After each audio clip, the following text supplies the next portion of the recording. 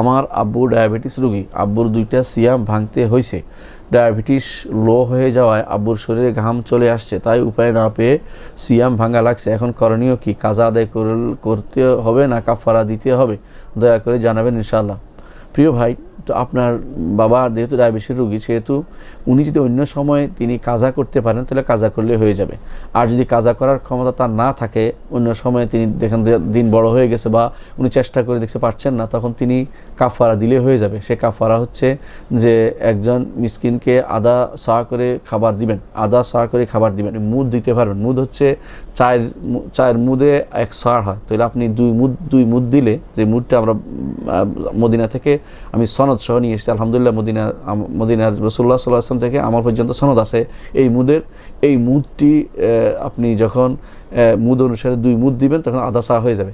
এইটাতে প্রায় 45 কেজির মতো হয় বা 40 কেজির, 42 কেজির মতো হয়।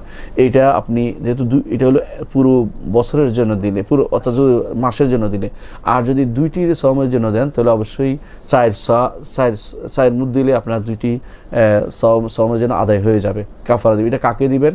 গরিবদের দিবেন। সম পরিমাণ তাকে তরকারি খাওয়ার জন্য টাকাও দিবেন, যাতে করে তরকারি দিয়ে তার খাবার খেতে পারে।